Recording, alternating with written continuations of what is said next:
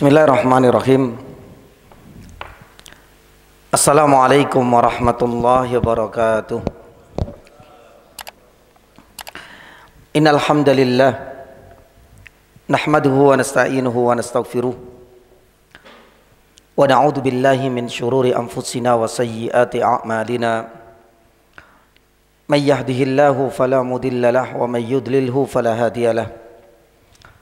Asyhadu an la ilaha illallah wahdahu la syarika lah, ilahul awwalina wal akhirin, wa asyhadu anna Muhammadan abduhu wa rasuluh. Allahumma salli wa sallim wa barik ala Muhammad wa ala alihi wa ashabihi wa man ihtadaw bihudahu ila yaumiddin, amma ba'd.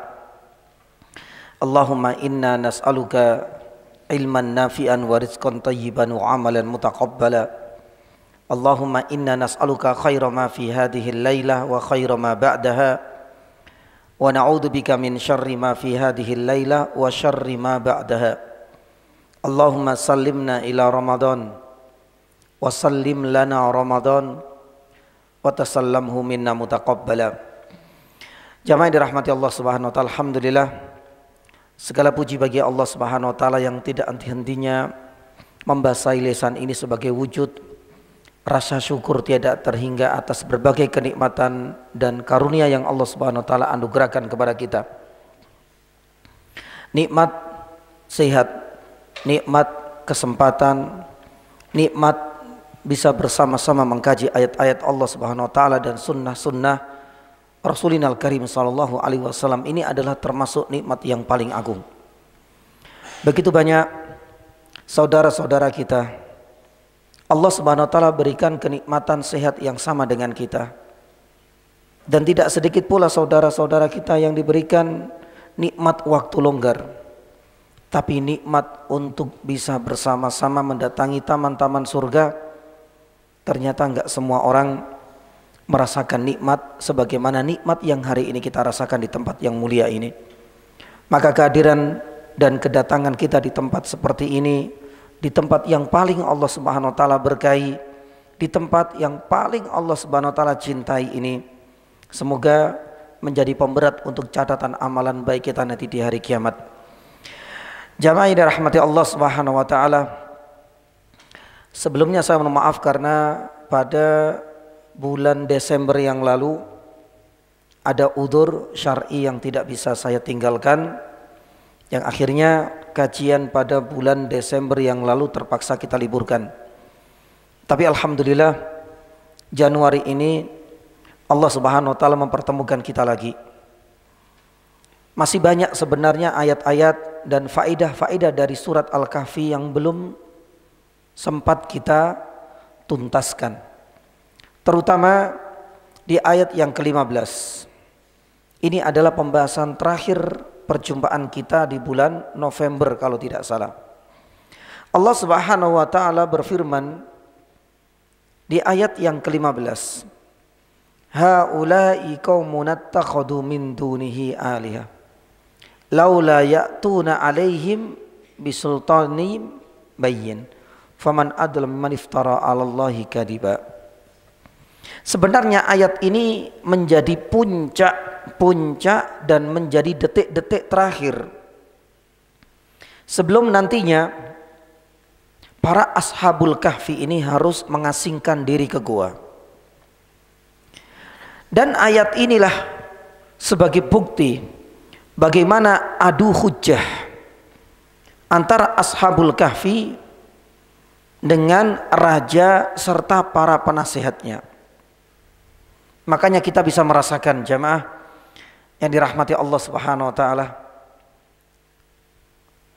Allah Subhanahu wa taala memberikan kelebihan pada ashabul kahfi. Salah satunya adalah usia muda mereka, semangat tinggi dan juang mereka, dan yang tidak kalah pentingnya sudah kita bahas yang dahulu apa? Keimanan mereka yang begitu kuat, yang akhirnya Allah Subhanahu wa taala warabatna ala qulubihim, dan sudah kita bahas yang dahulu. Lah, di ayat yang ke-15 inilah Allah Subhanahu wa taala menunjukkan bagaimana adu hujjah. Subhanallah ya. Kalau kita lihat saat ini, anak-anak muda itu lebih kepada adu okol dan kekuatan. Ya, saya sempat tadi lewat itu anak-anak muda adu apa? Kecepatan. Ya, itu yang sering kali kita lihat dan kita rasakan. Jarang sekali loh ya, pemuda-pemuda yang mampu untuk menghadapi orang-orang yang berseberangan di saat mereka ada kesempatan untuk amar ma'ruf nahi mungkar dengan hujah-hujah dan dalil-dalil yang kuat. Itu jarang sekali kita jumpai. Lah disinilah puncaknya para ashabul kahfi. Dan kita tahu ya, ending dan hasil akhirnya hujahnya ashabul kahfi nggak mungkin lagi dipatahkan oleh raja dan para penasihatnya. Makanya jalan terakhir demi untuk menyelamatkan nyawa dan agama mereka, maka di ayat yang selanjutnya, di ayat yang ke-16, insya Allah nanti kita akan sampaikan juga, fa'u ilal kahfi, carilah perlindungan di gua, karena ini adalah tempat yang paling nyaman, mendapatkan jaminan keamanan dan perlindungan nyawa, pun demikian perlindungan, jaminan keamanan untuk agama mereka. Karena kondisi sudah tidak kondusif lagi. Lah di sini jamaah dirahmati Allah Subhanahu wa taala, kita sampaikan dahulu beberapa faedah. Belum semuanya kita tuntaskan di ayat yang ke-15. Di mana di ayat yang ke-15 ini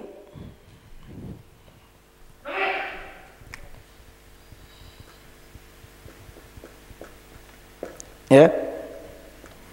Yang pertama dulu tafsir apa? Sultan.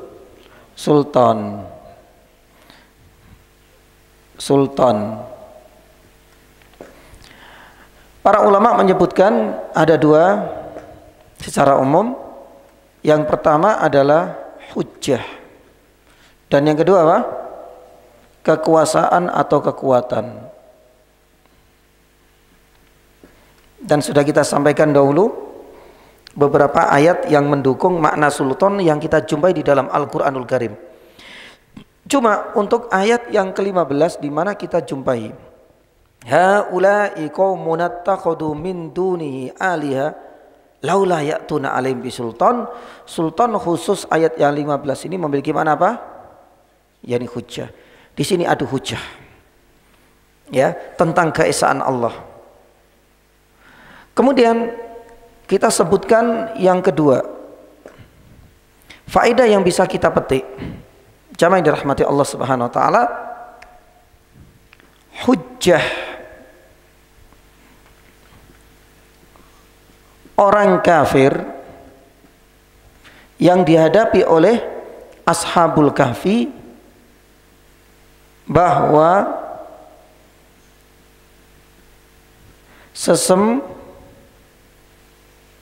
bahan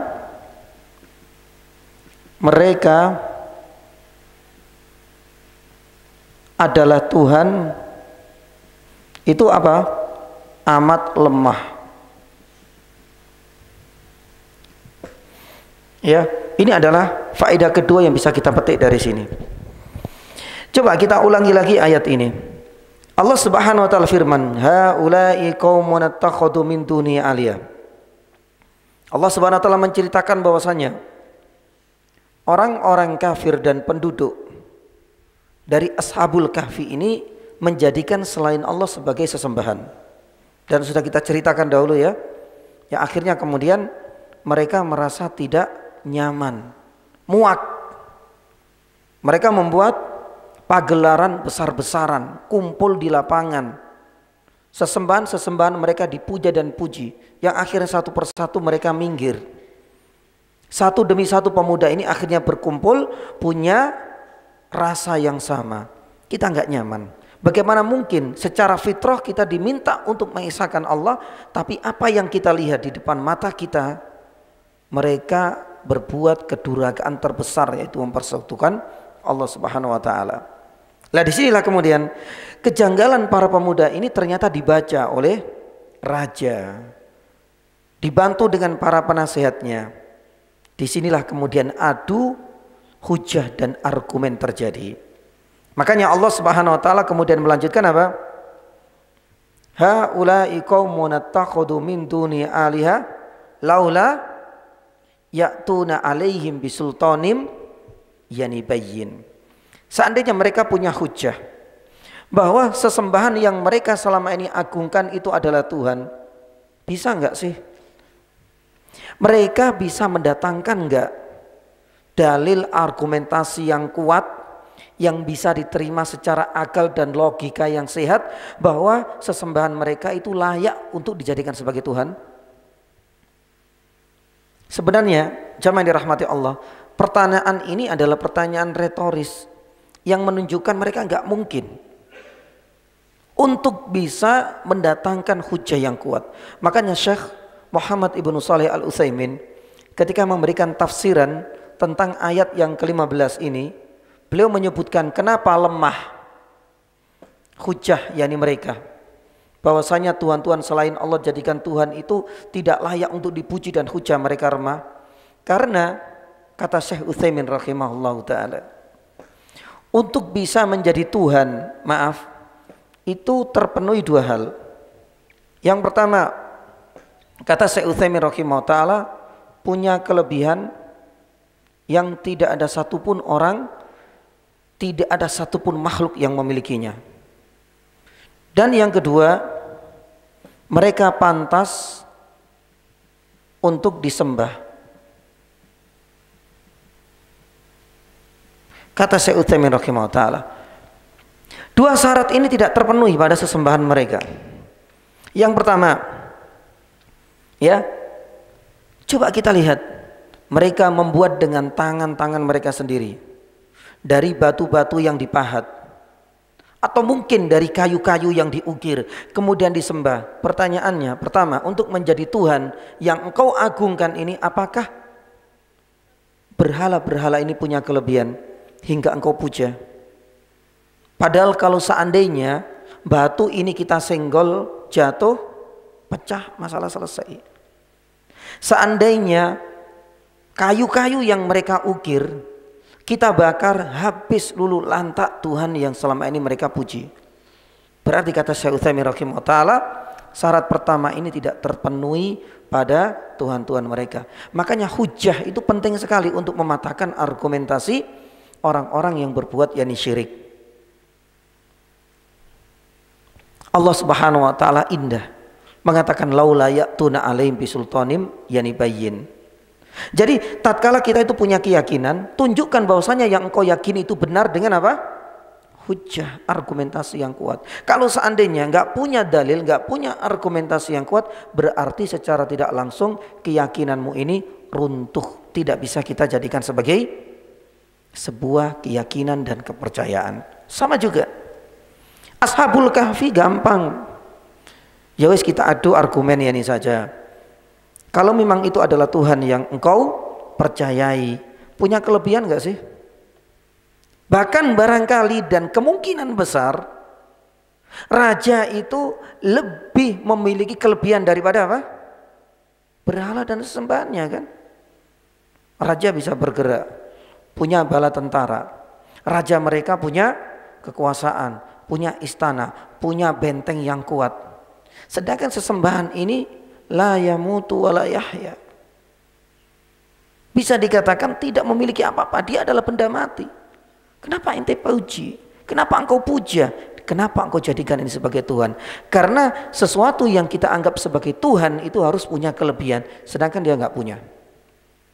Mentok di sini.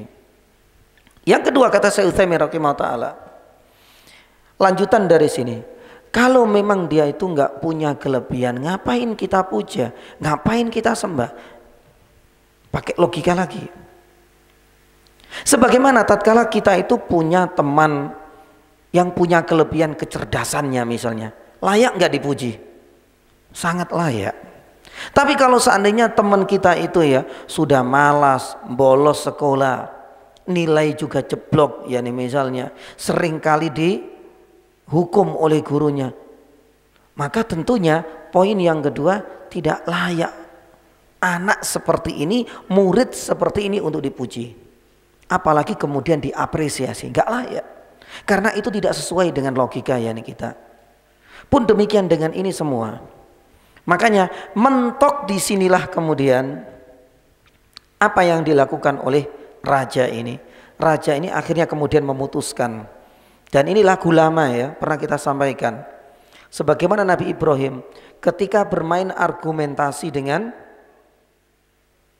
penduduknya, simpel ya nih banget.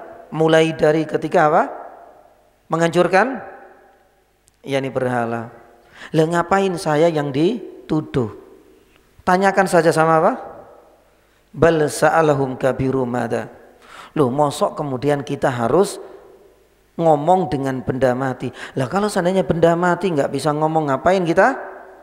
Ya ini sembah, kita mintai. Simple. Tapi ujung-ujungnya apa? Ketika mentok ya ini seperti ini, apa yang terjadi? Ya, mereka langsung kemudian membuat kebijakan secara frontal. Nabi Ibrahim bisa merasakan ya ini bagaimana dia harus menghadapi ujian berat, dilempar dalam kobaran api yang besar. Di dalam ayat yang lain, Nabi Ibrahim yani juga beradu argumentasi dengan ayahnya. Disebutkan di dalam surat Thaha, ya abati lima ta'budu ma la yasma'u wa la yubsir. Wahai ayahandaku tercinta. Ini menunjukkan apa? Adabnya seorang anak kepada ayahnya.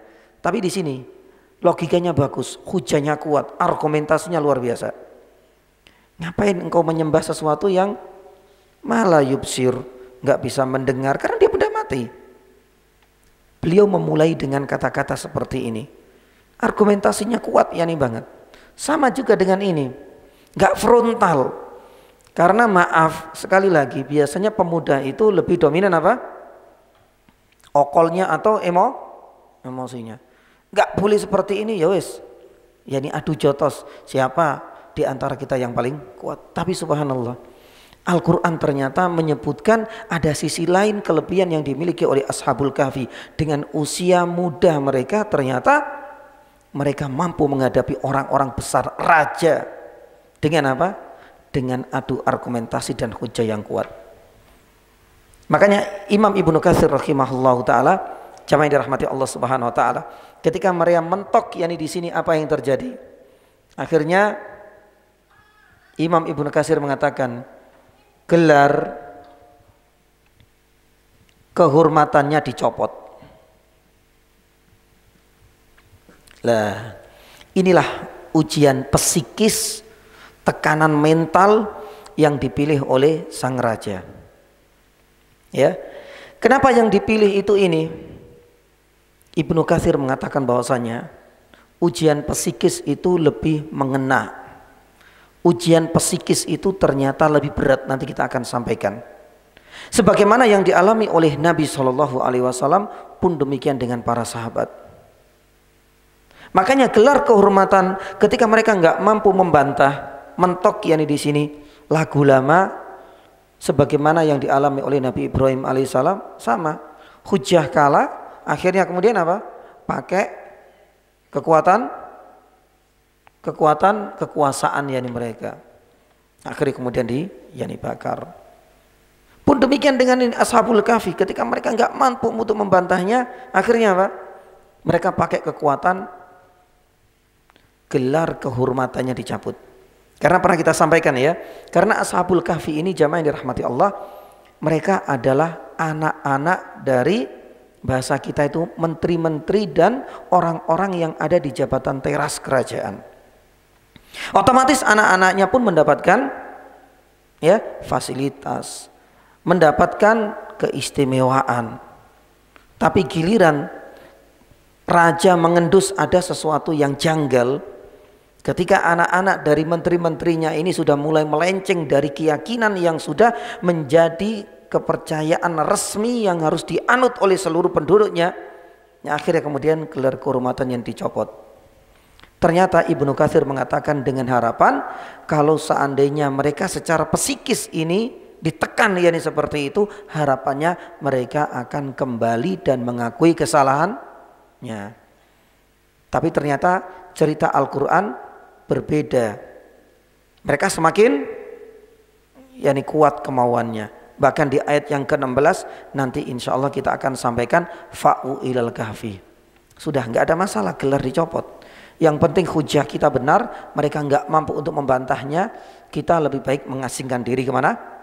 Ke gua. Baik. Jamaah yang dirahmati Allah Subhanahu wa taala, ini adalah yang kedua. Kemudian yang ketiga, haula'i qaumun ittakhadhu min dunihi alihah. Laula ya'tuna 'alaihim bisultanin bayyin. Mereka enggak mampu. Faman adlam mimman iftara 'ala Allahi kadiba. Syirik kata para ulama itu adalah bentuk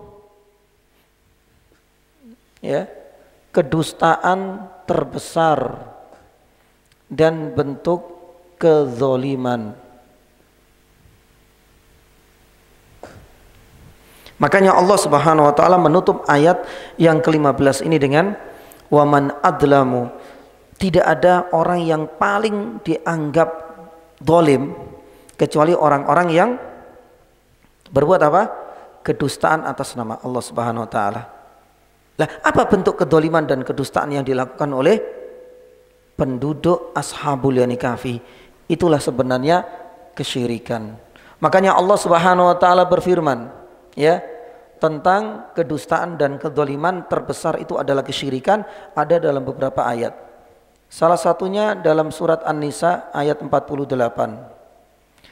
Allah Subhanahu wa taala berfirman, "Wa may yusyrik billah faqad iftara itsman adzima."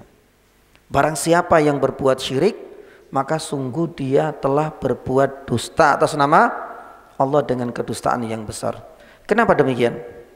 Para ilmu tafsir mengatakan kesyirikan itu dianggap dusta karena menyamakan sesuatu yang tidak punya kelebihan dengan zat Allah Subhanahu wa taala yang maha sempurna. Ini kan kedustaan. Sebagaimana orang yang nggak punya kelebihan tapi diklaim dia adalah orang yang paling pandai.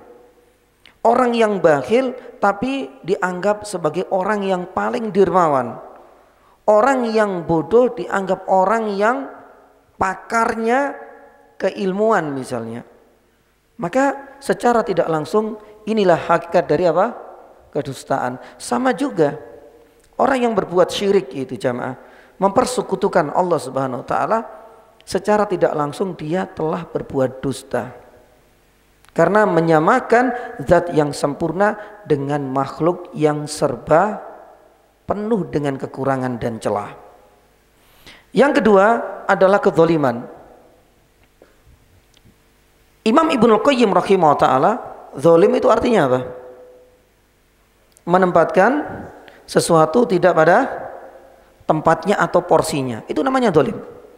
Apapun yang bentuknya. Secara bahasa itulah sebenarnya hakikat dari zalim itu. Tatkala Allah Subhanahu wa taala mengajarkan kepada kita semua untuk berbuat baik kepada tetangga, tatkala kita tidak menempatkan posisi kita sebagai tetangga yang baik untuk tetangga yang lain, maka berarti kita dianggap sudah berbuat zalim. Karena tetangga punya hak yang harus kita tunaikan. Sama juga kita punya anak, tapi ternyata kita mengabaikan hak-hak mereka, maka secara tidak langsung kita dianggap sudah berbuat zalim karena tidak menempatkan sesuatu pada porsinya. Pun demikian dengan kesyirikan. Kesyirikan ini dianggap sebagai kedustaan terbesar dan kedzaliman terdahsyat. Allah Subhanahu wa taala berfirman di dalam surat Luqman ayat 13. Inna syirka apa? Ladulmun azim. Tidak ada kedzaliman terbesar melebihi kedzaliman dari para pelaku kesyirikan. Makanya benar apa yang disampaikan oleh Nabi SAW jamaah. Di dalam sebuah riwayat Nabi SAW melontarkan sebuah pertanyaan kepada para sahabatnya. Ala unabbiukum bi akbaril kabair. Padahal kita tahu dosa besar itu adalah sesuatu yang benar-benar dijauhi oleh para sahabat. Tapi ada yang aneh dari pertanyaan Nabi SAW. Nabi SAW mengatakan dosa besar banyak, tapi ada dosa yang dianggap paling besar. Hukuman dan siksanya paling pedih. Apa jawaban Nabi SAW? Setelah mengajukan pertanyaan ini sebanyak 3 kali kepada para sahabat, Rasulullah SAW mengatakan bahwasanya dosa besar yang dianggap paling besar, paling pedih siksanya itu adalah al-isyraku yani billah. Maka oleh karena itu jamaah dirahmati Allah Subhanahu wa taala, Allah ya, jangan sampai ada perasaan, ada keinginan kita ingin menduakan Allah Subhanahu wa taala. Untuk bisa memahami hal yang simpel yakni seperti itu adalah laksana seorang budak ketika bersosialisasi, berinteraksi, bermuamalah dengan siapa? Majikan. Seorang yakni budak itu kan manut. Disuruh ke sana ya manut, disuruh ke sini ya ngikut. Itulah layaknya kita sebagai seorang hamba yang sudah diberikan banyak sekali kenikmatan, yang sudah diberikan kesempatan untuk bisa hidup. Maka tunjukkan bagaimana kesetiaan dan loyalitas kita kepada Allah Subhanahu wa taala. Allah Subhanahu wa taala cuma minta satu. Tunjukkan loyalitas kalian sebagai seorang hamba dengan mengesahkanku. Cuma itu saja. Maka tatkala kita sudah diberikan semuanya oleh Allah Subhanahu wa taala, tapi tetap kita menduakan Allah Subhanahu wa taala, inilah sebenarnya hakikat kedustaan terbesar. Inilah sebagai bentuk kedoliman terdahsyat kata para ulama. Makanya Allah Subhanahu wa taala menutup ayat ini, wa man adlamu mimman iftara 'alallahi yani kadziba. Maka disinilah peran besar Nabi Shallallahu alaihi wasallam. Kenapa sih Rasulullah Shallallahu alaihi wasallam dakwah di kota Makkah berapa tahun? Berapa tahun di kota Makkah? Subhanallah, puluhan tahun yang di sana. Kita dakwah di sini mungkin barangkali beberapa tahun ya nih jamaah. Berpuluh-puluh tahun Nabi Shallallahu alaihi wasallam dakwah di kota Makkah. Pondasi pertama yang didakwakan oleh Nabi Shallallahu alaihi wasallam bagaimana tauhid itu benar-benar tersampaikan dan kesyirikan itu benar-benar yani sirna. Meski Nabi Shallallahu alaihi wasallam harus mendapatkan berbagai rintangan di dalam beliau berdakwah. Karena sadar betul kesyirikan yang dilakukan oleh hamba ini bukan sembarangan, kedustaan terbesar, kedoliman yang paling dahsyat. Padahal kata tahu ya, sejarah ketika Nabi SAW semenjak kecil, bahkan sebelum lahir, yang namanya kemaksiatan sudah merajalela. Khamr sudah menjadi minuman tradisional. Orang berzina itu sudah menjadi profesi masyarakat jahiliyah. Orang telanjang ketika tawaf itu sudah menjadi fenomena dan realita harian. Bahkan yang namanya riba, subhanallah, itu sudah merajalela. Belum lagi hak-hak orang wanita itu kan tertindas ya nih banget. Kita nggak bisa membayangkan ya nih jamaah. Keterpurukan ekonomi, maaf misalnya kita berbicara masalah ekonomi negara kita, itu belum seberapa dengan keterpurukan ya nih ekonomi. Kemaksiatan terbesar misalnya buka aurat, perzinaan, itu belum seberapa dengan masyarakat jahiliyah ketika itu. Pun demikian dengan kedoliman, pun demikian dengan penindasan hak wanita.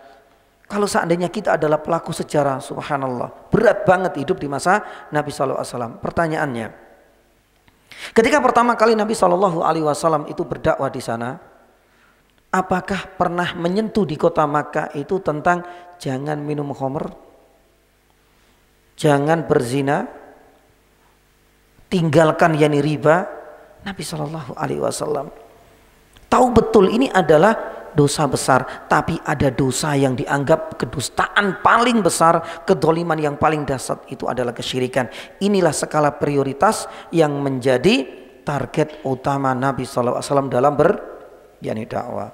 Pun demikian yani dengan kita. Maka nggak usah punya planning yani besar. Penanaman nilai-nilai tauhid itu kita mulai dari skup keluarga kita sendiri yang paling kecil. Maka inilah tanggung jawab yani besar untuk kita sebagai orang tua, sebagai seorang pendidik, tanamkan nilai-nilai keimanan, nilai-nilai akidah yang lurus dan nilai-nilai tauhid untuk anak-anak kita dan generasi-generasi yani selanjutnya. Taib. Yang terakhir, yang keempat, Ayat 15 ini jamaah yang dirahmati Allah Subhanahu wa taala menunjukkan, ini kita kaitkan dengan ini ya. Ya. Ujian psikis ya, secara psikologi itu lebih berat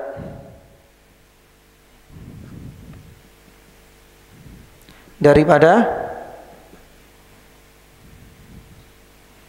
ujian fisik. Dan ini yang akan kita ulas ya. Dan nanti kita akan ambil beberapa hikmah dan pelajaran dari sejarah Nabi SAW dalam berdakwah.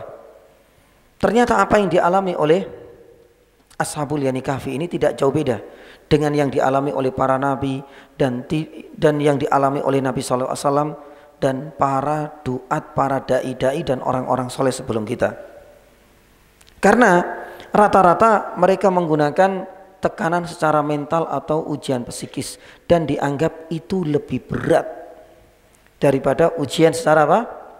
Yani fisik. Apakah memang demikian? Ya. Ya, makanya kita mengaca kepada diri Nabi SAW terlebih dahulu, kemudian nanti kita kembali ke ya dicopotnya gelar kehormatan. Nabi SAW, yani jamaah yang dirahmati Allah Subhanahu wa taala, itu mengalami ya dua ujian sekaligus. Yang pertama secara psikis dan yang kedua secara yani fisik. Kita belajar dari Nabi SAW, kemudian nanti kita akan kembali ke Ashabul Yani Kahfi. Secara psikis Nabi SAW merasakan yani banyak hal. Yang pertama itu adalah tuduhan dan yani gelar-gelar yang buruk. Dan ini banyak.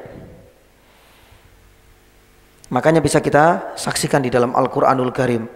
Nabi SAW disebut sebagai orang yani gila. Ya, di dalam surat Al-Qamar ayat 51. Lamma sami'ud dzikra wa yaquluna innahu lamajnun. Ketika mereka mendengarkan ayat demi ayat yang disampaikan oleh Nabi sallallahu alaihi wasallam, bagaimana respon orang-orang kafir yani Quraisy?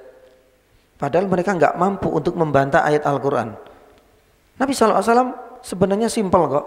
Kalau engkau enggak percaya dengan ayat ini, ya sudah, datangkan tandingan seperti Al-Qur'an. Bisa enggak? Enggak bisa. Mentok. Ketika mentok apa? Mereka melakukan tekanan secara psikis, ngasih gelar yang buruk. Berat, sangat berat ini jamaah. Apalagi dengan gelar yani gila. Pun demikian, terkadang gelar-gelar yani ini juga dianggap yani sebagai seorang apa? Pendusta atau tukang sihir. Allah Subhanahu wa taala berfirman di dalam surat Shad ya, ayat yang keempat. Allah Subhanahu wa taala firman wa qala al-kafiruna inna hadza la sahirun kadzdzab. Orang-orang kafir dengan mudahnya menyematkan gelar buruk kepada Nabi sallallahu alaihi wasallam. Inilah sejatinya sahir, tukang sihir yang suka berdusta. Disematkan kepada siapa? Kepada Nabi sallallahu alaihi wasallam. Ketika adu argumentasi, hujah-hujah mereka enggak bisa ya untuk mematahkan argumen dan hujah kuatnya Nabi sallallahu alaihi wasallam. Akhirnya apa? Secara psikis mereka menyematkan gelar buruk untuk Nabi sallallahu alaihi wasallam. Bahkan dianggap sebagai pendongeng. Berat ini. Ya. Tukang dongeng itu kan berarti menceritakan sesuatu yang fiktif, tidak nyata. Padahal yang kita sampaikan adalah kebenaran. Berat banget. Sebagaimana ada di dalam surat Al-Furqan ayat yang kelima. Allah Subhanahu wa taala firman wa qalu asatirul awwalin iktadabaha. Dianggap asatirul awwalin. Apa yang disampaikan Muhammad ini hanyalah cerita-cerita fiktif, dongeng-dongeng buatannya Muhammad. Padahal itu ayat Al-Qur'an. Padahal kadang-kadang itu adalah hadis Nabi yang semuanya adalah wahyu. Dan bahkan Nabi SAW dianggap orang yang terkena apa? Terkena sihir. Makanya di dalam surat Al-Isra ayat 47 Allah Subhanahu wa taala mengisahkan akan hal itu semua. Wa yaqulu dzalimuna in tattabi'una illa rajulan mashura. Coba kita lihat bagaimana mereka menggiring sebuah opini kepada masyarakat yakni jahiliyah. Jangan ikuti Muhammad. Kalau engkau mengikuti Muhammad, ente nanti terkena sihir. Karena Muhammad itu sedang ngelantur, dia terkena sihir, makanya ngomongnya nggak jelas. Padahal yang disampaikan adalah sebuah wahyu. Makanya ini adalah tekanan yakni psikis. Nabi SAW, ya, Masya Allah.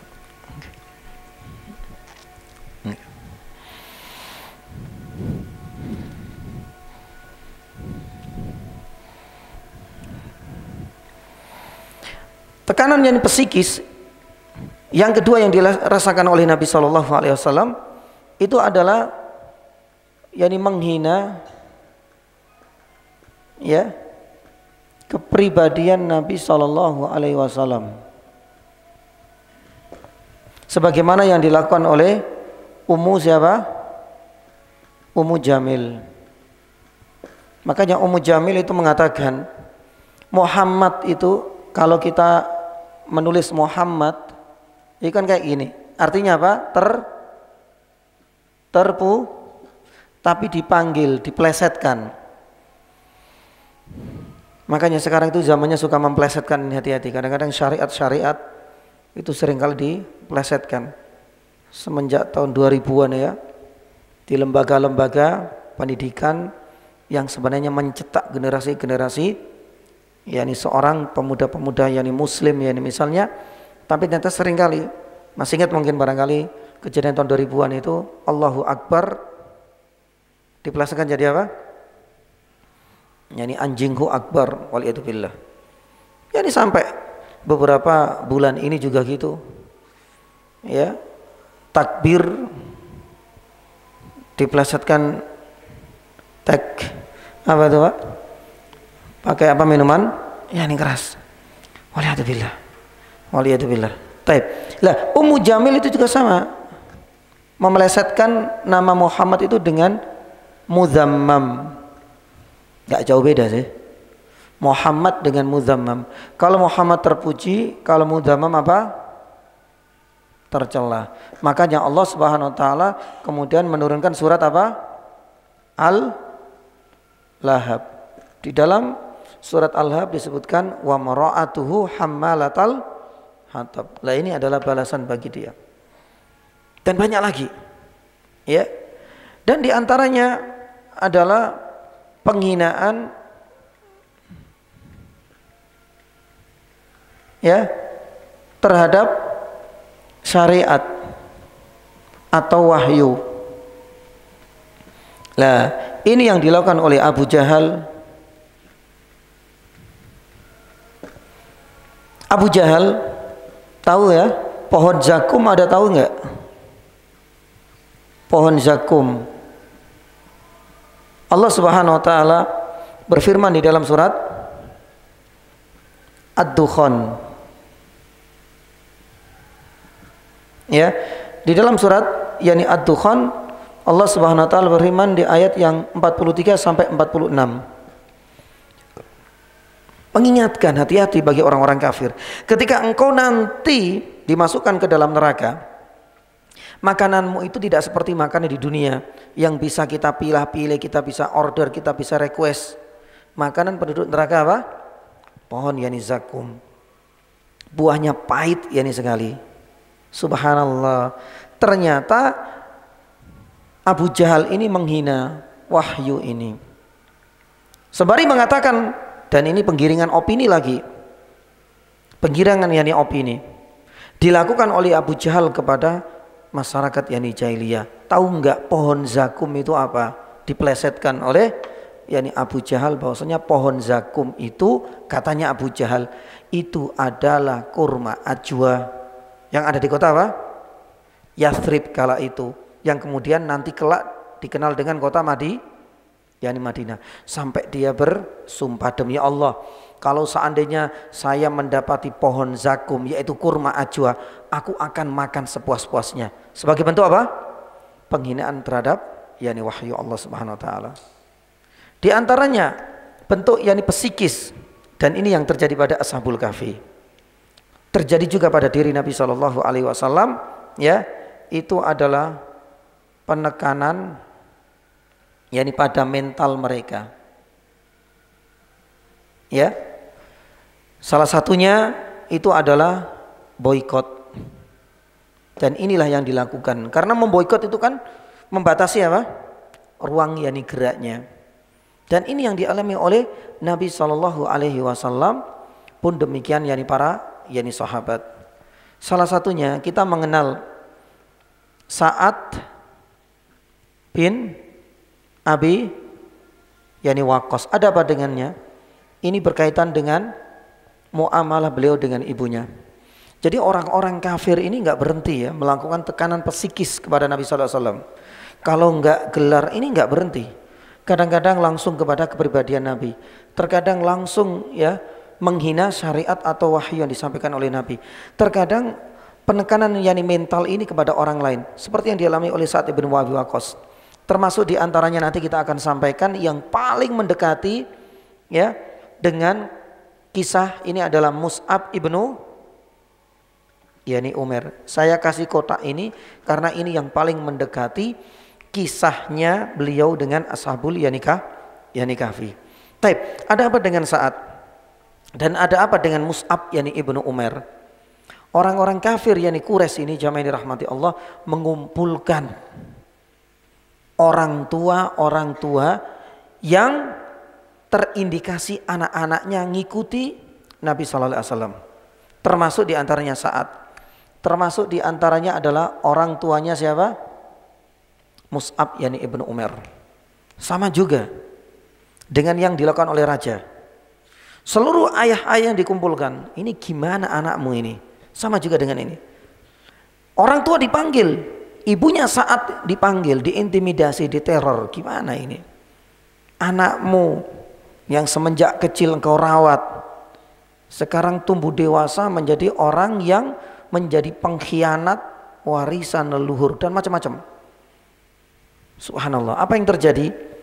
Al-Quran mengabadikan kisahnya Sa'ad ibnu Waqqas dengan ibunya ada di dalam surat Luqman. Mungkin pernah saya sampaikan atau mungkin barangkali jamaah pernah membaca kisah ini.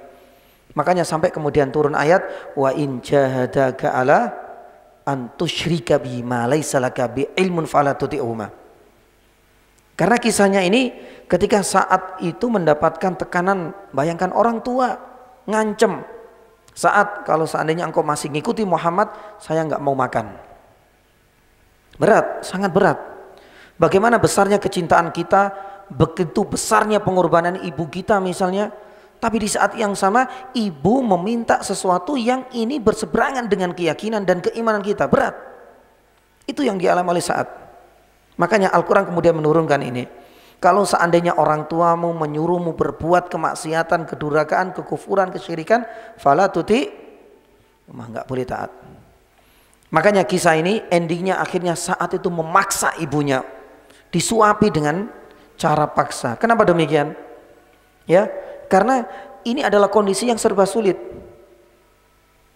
Dia harus tetap mempertahankan akidah. Di sisi lain, kalau seandainya ibunya dibiarkan seperti itu, nanti madharat lebih besar. Maka ini diambil opsi, anggap saja bahasa kita win-win solution. Dia tetap mempertahankan akidahnya, di sisi lain agar ibunya itu bisa makan, karena beberapa hari nggak makan. Ancamannya kalau ditinggalkan maka saya makan, tapi kalau engkau masih ngikuti Muhammad saya nggak akan makan. Subhanallah, berat bagi kita semua. Yang paling dekat itu adalah ini Mus'ab ibnu Umair. Kalau seandainya Ashabul Kahfi itu dicopot gelar kehormatannya, kalau ini itu dia makan Mus'ab ibnu Umair diputus apanya? Semua fasilitas kebutuhan hidupnya, berat banget. Makanya saya kasih kotak ini karena Mus'ab ibnu Umair ini punya kemiripan dengan Ashabul Kahfi karena sama-sama masih yani muda. Nanti kita lanjutkan yani setelah yani adzan insyaallah tentang Mus'ab yani ibnu Umair, kemudian nanti kita kaitkan dengan Ashabul Kahfi bi'idznillah taala. Baik. Alhamdulillah. Alhamdulillahirabbil alamin wassalatu wassalamu ala asyrafil anbiya wal mursalin wa ala alihi wa ashabihi wa man ihtadau ila yaumiddin, amma ba'd. Baik. Jamaah yang dirahmati Allah Subhanahu wa taala, Mus'ab yani ibnu Umair ini adalah salah satu sahabat yang terkenal dengan kekayaannya, kemulusan dan halusnya kulitnya, ya, kemudian putihnya wajah dan jasadnya Mus'ab yani ibnu Umair. Karena memang Mus'ab yani ibnu Umair ini semenjak muda semua fasilitas kebutuhan hidupnya itu dijatah langsung oleh kedua orang tuanya. Dan pernah kita sampaikan yani bagaimana yang namanya sandal saja itu diimpor dari negeri Yaman. Sampai minyak wanginya itu diambil dan dibeli dari minyak wangi yang paling luar biasa sekali wangi aromanya.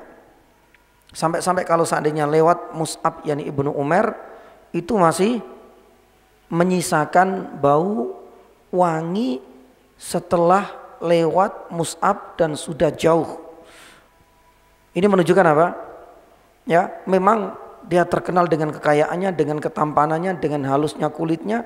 Benar-benar kedua orang tuanya sayang banget. Sekali lagi, intimidasi secara psikis yang dilakukan oleh orang-orang kafir Quraisy dikumpulkan orang tua semuanya. Karena terindikasi Mus'ab ini dekat dengan Nabi Sallallahu Alaihi Wasallam, bahkan secara terang-terangan mengikuti keyakinan dan ajaran yang dibawa oleh Nabi Sallallahu Alaihi Wasallam. Maka oleh karena itu jamaah dirahmati Allah Subhanahu Wa Taala, Mus'ab yani ibnu Umair ini akhirnya kemudian berubah drastis. Ya, disebutkan dalam sebuah riwayat dari Ali bin Abi Thalib radhiyallahu taala anhu, sampai dia itu tidak tahan melihat kondisi Mus'ab yang dahulu terkenal dengan klemisnya, kemudian bajunya yang begitu bagus itu sampai yani kucel, lecek yani seperti itu. Warnanya itu sudah berubah. Bahkan sampai disebutkan kulit-kulitnya yang begitu halus dahulu itu sampai bersisik. Makanya endingnya kalau tidak salah pernah saya sampaikan wa'alam di tempat ini atau tempat yang lain, itu dalam perang Uhud. Ya, dalam perang Uhud Abdurrahman ibnu Auf pernah menceritakan tahu bagaimana track recordnya Mus'ab ibnu Umair, seorang pemuda, ya, itu berubah drastis ketika mengikuti ajaran Nabi Shallallahu Alaihi Wasallam. Bahkan ketika meninggal pun, ya, baju yang dia kenakan itu tidak cukup untuk menutupi kepala, yang akhirnya tersingkap bagian bawah. Ditutup yang di bagian bawah, bagian atas tersingkap. Ketika menceritakan hal itu Abdurrahman ibnu Auf, di saat yang sama putrinya ini ngasih makan. Wallahi, ya, saya tidak mendapati seorang pemuda yang lebih afdal melebihi Mus'ab yani ibnu Umair. Tahu track recordnya.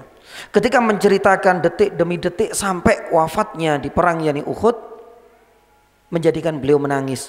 Makanan yang sudah disiapkan gak dimakan sama sekali oleh Abdurrahman yani ibnu yani Auf radhiyallahu taala yani anhu. Nah, ini sebenarnya adalah bentuk penekanan terhadap psikis atau mental melalui orang tua yani mereka. Bahkan Nabi Shallallahu Alaihi Wasallam juga terkena imbasnya. Karena dalam waktu yang sama Nabi Shallallahu Alaihi Wasallam itu harus menanggung, ya, dua putrinya yang langsung berubah statusnya menjadi janda. Ya, karena apa? Dikarenakan Abu Lahab. Abu Lahab ini kan pamannya, ya, menikahkan kedua putranya dengan dua putri Nabi Sallallahu Alaihi Wasallam yang kita kenal dengan Ruqayyah dan Ummu Kulsum. Ketika turun surat Al-Lahab inilah Abu Lahab manggil kedua putranya Utbah dan Utaibah. Kamu tetap ngikuti Muhammad atau ngikut bapakmu? Kalau ngikut yani bapakmu, ceraikan kedua putrinya Muhammad. Ya, akhirnya kemudian diceraikan. Khusus untuk Utbah disebutkan oleh Ibnu Hajar Al-Asqalani di dalam kitabnya Fathul Bari. Karena merasa ayahnya itu dilecehkan dengan turunnya Al-Lahab, tidak cukup dengan menceraikan putri Nabi sallallahu alaihi wasallam. Ketika beliau melakukan perjalanan keluar kota, disebutkan di situ di negeri Syam, ada yang mengatakan demikian, beliau sempat mampir kepada Nabi sallallahu alaihi wasallam sembari meludahi dalam satu riwayat. Nabi sallallahu alaihi wasallam begitu terhina sekali. Dulu menjadi menantunya, sekarang seperti itu kondisinya. Sampai Nabi sallallahu alaihi wasallam berdoa keburukan, Allahumma sallit alaihi kalban min kilabik. Ya Allah, binasakanlah orang yang telah berbuat nista ini kepadaku dengan kalbun. Itu sebenarnya kalau kita translate secara bahasa itu artinya apa? Yani anjing, artinya hewan buas dari hewan-hewan buas yang kau miliki. Dan memang benar doa Nabi sallallahu alaihi wasallam diijabahi. Dia mati diterkam binatang buas, ada yang menyatakan itu adalah singa. Sebagaimana doa dan permohonan Nabi sallallahu alaihi wasallam. Taib, jamaah yang dirahmati Allah Subhanahu wa taala, ini semua tadi adalah psikis. Sedangkan secara fisik ya, itu banyak ya nih sebenarnya. Salah satunya Nabi Shallallahu alaihi wasallam yang paling kentara itu adalah dalam perang apa? Perang yakni Uhud. Kenapa perang Uhud? Sampelnya banyak. Tapi kita ambil yakni perang Uhud ini karena Nabi Shallallahu alaihi wasallam benar-benar merasakan secara fisiknya, giginya anggal, sampai kemudian dahinya yakni berdarah. Subhanallah, Nabi Shallallahu alaihi wasallam merasakan betul secara yakni fisik. Lah, faedah yang keempat yakni tadi kita sampaikan, ujian secara psikis itu lebih apa? Berat daripada secara yakni fisik. Kenapa demikian? Ya, karena Nabi Shallallahu alaihi wasallam itu pernah ditanya oleh Aisyah di dalam yakni Sahih Bukhari, ya Rasulullah, ini penting. Aku tahu perang Uhud ini menyisakan yakni banyak apa? Kenangan kelam. Bagaimana kaum muslimin porak-poranda. Bagaimana para hufadul Quran mati syahid. Bagaimana pamanmu sendiri Hamzah dan saudara sepupunya. Jadi Hamzah ini adalah saudara sepupu, saudara sepersusuan dan pamannya sekaligus mati dengan cara mengenaskan. Tidak hanya dibunuh selesai, tapi apa? Ya, diambil di bedah yakni dadanya. Nabi Shallallahu alaihi wasallam merasakan. Bahkan engkau sendiri ya Rasulullah itu terluka. Makanya pertanyaan yang diajukan oleh Aisyah, apa itu? Ya Rasulullah, hal ata alaika yaumun kana asyaddu ala yaumi Uhud? Apakah kita tahulah perang Uhud ini adalah perang yang subhanallah luar biasa. Nabi SAW terluka secara fisik. Tapi pertanyaan cerdasnya dari Aisyah apa? Ada enggak sih pengalaman pahit engkau ya Rasulullah yang engkau anggap ini lebih dahsyat, lebih menyakitkan daripada perang Uhud? Karena kita tahu bagaimana perang Uhud menyisakan banyak sekali kenangan kelam. Apa jawaban Nabi sallallahu alaihi wasallam? Ternyata jawaban Nabi sallallahu alaihi wasallam ini. Ada, wahai Aisyah, ya. Salah satunya adalah psikis ketika beliau pulang dari Taif.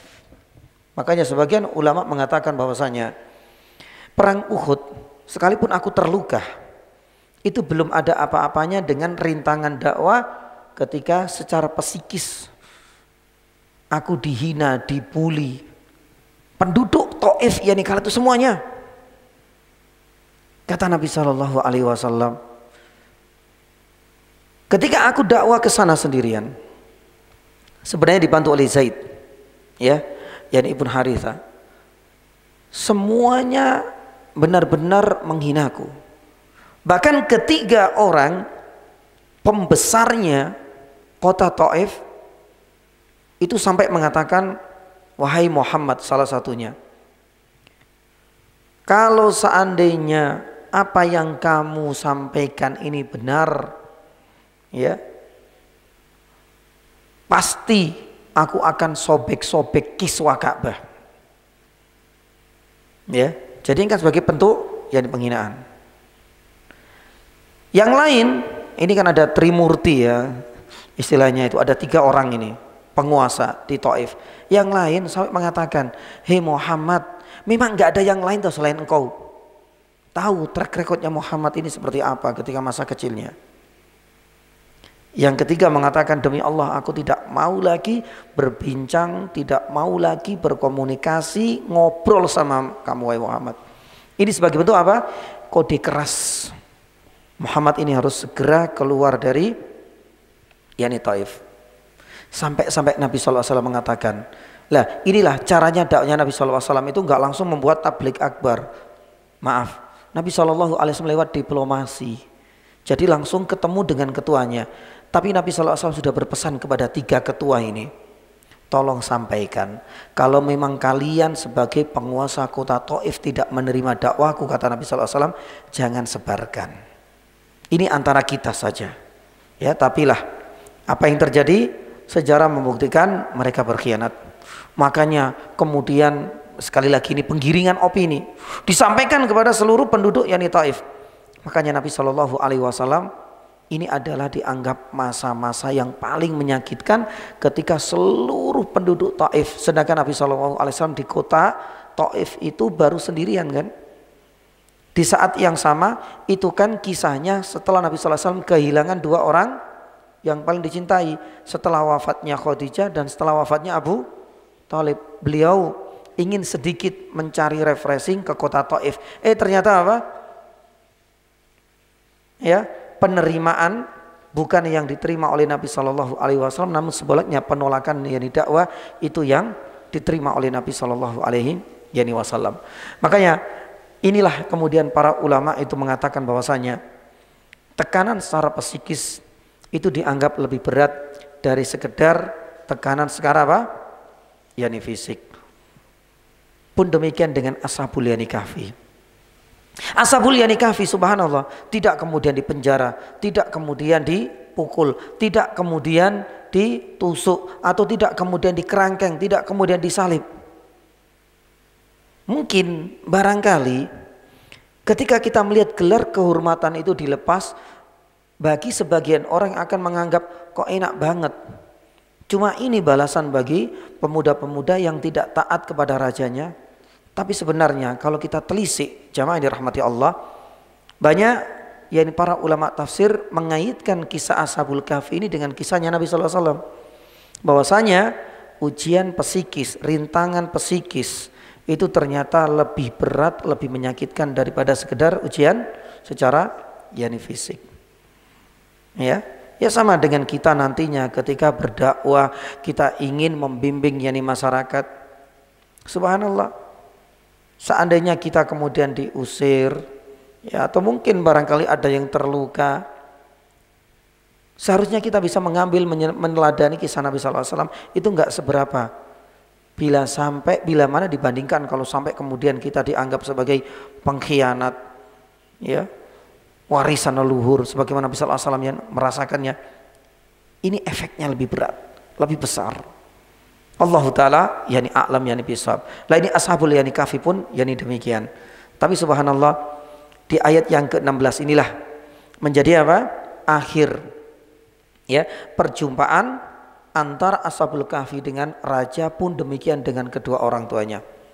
Karena di ayat yang ke-16 Allah Subhanahu wa taala berfirman apa?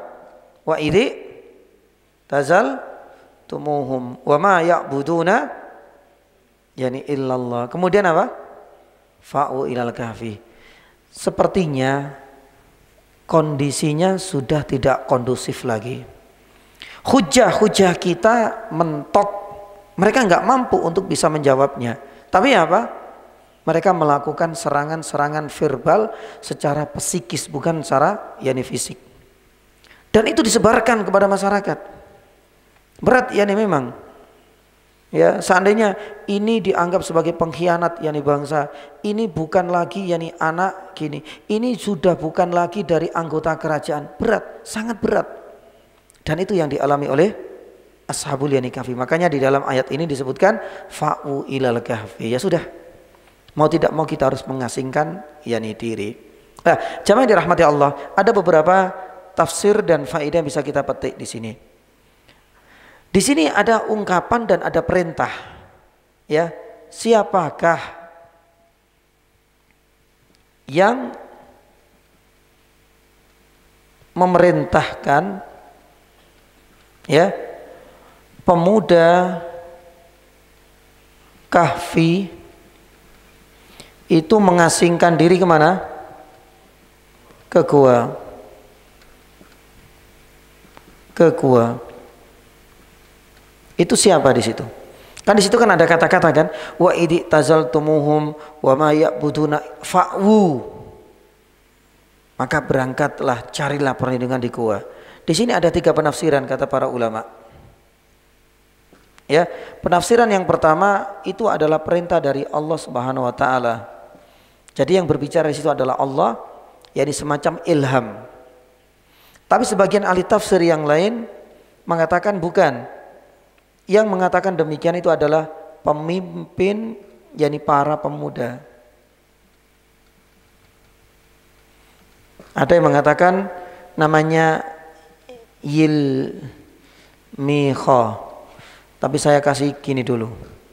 Ada yang mengatakan bukan, yang ngomong itu adalah yakni pemuda kahfi yang lain yang bernama ya Max yakni Silmina. Mungkin barangkali nama-nama ini asing ya. Taib. Ini ada di dalam tafsir Al-Qurtubi menyebutkan, di dalam tafsir Ibnu Jarir At-Tabari juga mencantumkan ya nama-nama ini. Tapi saya kasih tanda seperti ini kenapa? Ya, karena kaitan dengan nama-nama Ashabul Kahfi hingga saat ini para ulama sepakat sanadnya bermasalah. Jadi suatu saat nanti ya, kalau kita jumpai namanya Patrinus, Maxilmina, Yilmikhu dan lain sebagainya, ya nama-nama ini memang ada di dalam beberapa buku tafsir, tetapi sanadnya, riwayatnya, yakni tidak yakni sahih. Jadi termasuk diantaranya adalah nama anjingnya, itu sampai dibahas, yakni seperti itu. Tapi sama juga derajat riwayatnya tidak, yakni sahih. Namun Syekh Utsaimin rahimahullahu taala di dalam salah satu buku tafsirnya ketika menceritakan tentang ayat yang ke-16, ucapan ini itu bukan Allah Subhanahu wa taala, tapi yang mengatakan demikian adalah pemuda Al-Kahfi, tapi tidak diketahui siapa namanya. Artinya yang mengatakan, yang memerintahkan untuk mengasihkan diri itu adalah pemimpinnya, yakni pemuda ini yang di ayat yang ke-15 dialah yang langsung beradu argumen dengan siapa? Dengan raja.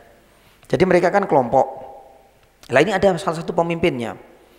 Kata Syekh Utsaimin rahimahullah taala, yang memerintahkan untuk mengasingkan diri ke gua itu bukan Allah. Memang ada 3 pendapat di kalangan para tafsir, tapi kata Syekh Utsaimin adalah pemudanya, ketuanya.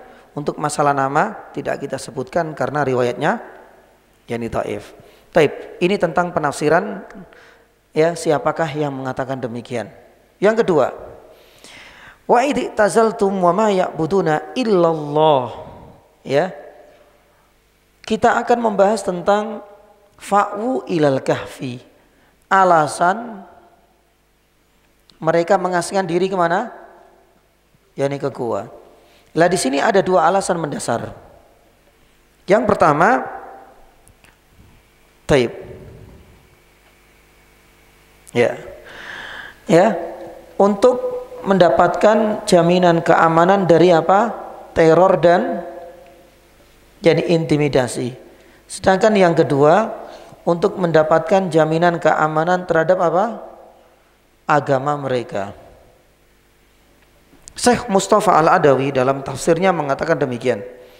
Jadi gua itu dianggap sebagai tempat yang paling nyaman, yang paling aman. Kenapa mereka harus mengasingkan diri? Karena agar mereka mendapatkan jaminan keamanan dari intimidasi, teror.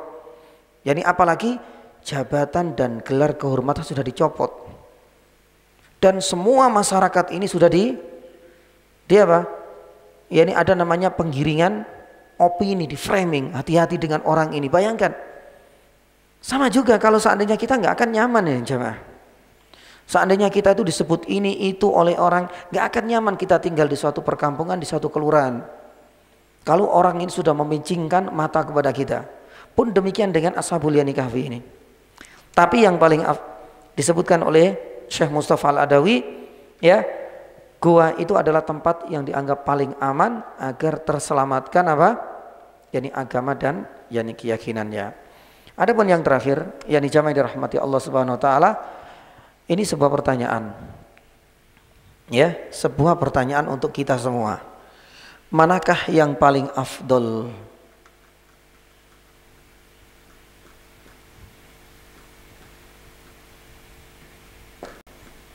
Taib. Hidup bersosialisasi ataukah mengasingkan yakni diri. Memang kita dapati di dalam ayat yang ke-16 ini adalah sebagai lembaran awal kehidupan Ashabul Kahfi harus mengasingkan diri dari objek dakwah mereka. Tapi muncul sebuah pertanyaan, dan ini juga dibahas oleh beberapa yani ulama. Manakah yang lebih afdol? Kita hidup berinteraksi sosial, bersosialisasi dengan masyarakat kita apapun yani kondisinya, ataukah kita harus mengasingkan diri sebagaimana kisahnya Ashabul Yani Kahfi? Manakah yang lebih utama dan manakah yang lebih afdol? Taib. Mengasingkan diri ini ada sebuah riwayat disebutkan al-wahdatu khairun min jalis asu, bahwasanya menyendiri itu lebih baik daripada kalau seandainya kita dapati teman-teman yang tidak baik. Dalil yang lain, ya Ashabul Kahfi ini pemuda kahfi. Tapi ada yang mengatakan bersosialisasi itu lebih afdol, karena ada sebuah riwayat, ya ini agak panjang. Nabi SAW pernah bersabda, al-mu'minu alladhi yukhalitun nas wa yasbiru ala adahum khairun minal mu'min alladhi la yukhalitun nas wa la yasbir ala adahum. Dikeluarkan oleh Imam Turmudi dan disahkan oleh Syekh Albani rahimahullah. Artinya apa? Orang mukmin yang bergelut bersosialisasi dengan masyarakatnya dan sabar menerima apa? Ya, mungkin barangkali madarat, penyiksaan, intimidasi, teror. Artinya dia lebih sabar. Apapun kondisinya, saya tetap harus berdakwah di tempat itu. Kata Nabi SAW, khairun, lebih afdol, lebih mulia daripada orang mukmin yang tidak mau bersosialisasi dan bergaul dengan masyarakatnya dan tidak sabar menerima ancaman teror, intimidasi dari masyarakatnya. Lah, di sini muncul ya, ini pertanyaan ini, manakah yang lebih afdol? Bersosialisasi ataukah mengasingkan diri? Jamaah yang dirahmati Allah Subhanahu wa taala, Ibnu Taimiyah jadi mengatakan, ya, ini sebenarnya relatif, tergantung yani kondisi, tergantung situasi, bahkan tergantung antara tempat satu dengan tempat yang lain. Kata Syekhul Islam Taimiyah rahimahullah taala, ya, mengatakan sosialisasi secara mutlak itu lebih afdol salah. Pun demikian mengasingkan diri secara mutlak ini pun yani salah. Karena semuanya tergantung yakni kondisi dan situasi. Banyak faktor yang mempengaruhi, kata beliau. Ya, terkadang kondisi negara dengan negara yang lain, kondisi bentuk teror, yakni kondisi lingkungan di mana dia bertempat tinggal, ini akan mempengaruhi. Maka oleh karena itu jamaah dirahmati Allah Subhanahu wa taala, dan inilah yang menjadi jawaban juga oleh Syekh yakni Utsaimin ketika ditanya manakah yang lebih afdal, ini relatif. Tergantung yakni kondisi masing-masing. Kenapa demikian? Karena Nabi Shallallahu Alaihi Wasallam juga pernah mengalami dua fase ini.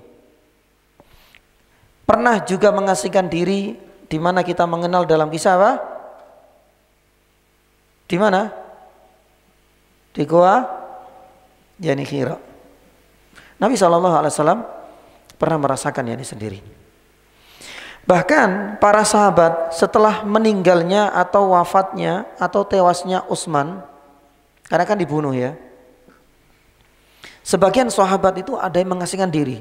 Sebagian besar mereka itu mengunci diri di rumah-rumah mereka. Karena nggak tahu bagaimana kondisi fitnah ini sudah nggak karu-karuan. Kalau seandainya saya keluar nanti saya kena terfitnah. Bukan takut kepada kematian, bukan takut nanti tewas senasib dengan Utsman, yani tidak. Khawatir nanti ada blok-blok lain sebagainya. Makanya sudah mereka mengasingkan diri semuanya. Karena situasinya tidak yani kondusif. Nah, berinteraksi sosial Nabi SAW juga sudah membuktikan yani banyak hal. Bahkan Nabi SAW karena supelnya itu sampai General Al-Amin ini disematkan oleh penduduknya untuk Nabi SAW. Al-Amin artinya apa? Terpercaya. Dan gak mungkin yang namanya orang yang selalu mengasingkan diri tiba-tiba muncul sekali dia Al-Amin. Mungkin gak? Karena Al-Amin itu akan tahu dengan banyaknya apa? Bergaul, bermuamalah. Lah makanya ini juga sudah dibuktikan oleh Nabi Shallallahu Alaihi Wasallam. Makanya para ulama mengatakan bahwasanya ini relatif, tergantung. Karena kedua-duanya juga sangat penting. Kalau seandainya kisah kita itu persis dengan kondisi Nabi Shallallahu Alaihi Wasallam, fitnah lebih besar, lingkungan tidak kondusif yani lagi, maka bisa jadi mengasingkan diri itu adalah opsi dan pilihan terbaik untuk kita. Pun demikian sebaliknya, bila mana kondisi memungkinkan kita berdakwah, maka jangan sampai ambil opsi ini. Tunjukkan bahwasanya amar ma'ruf nahi mungkar itu menjadi salah satu asas landasan utama tegaknya syariat yakni Islam. Karena dengan kita bersosialisasi inilah kesempatan kita untuk berdakwah. Makanya kita sematkan ini sebagaimana disebutkan oleh beberapa ulama. Syekh Mustafa Al-Adawi ketika menafsirkan ayat 16 ini, subhanallah, mengaitkan ayat ini dengan sebuah pertanyaan seperti ini, manakah yang lebih afdal? Supaya nanti kita membaca ayat ini nggak salah persepsi gitu loh. Subhanallah ya, ahli tafsir yang seperti itu. Nanti dikira kita membahas ini mengasingkan diri, ya sudah sepi semua di sini. Sama juga dengan masjid ini nanti, semua mengasihkan yang diri, sudah nggak aman lagi sholat di ubalan.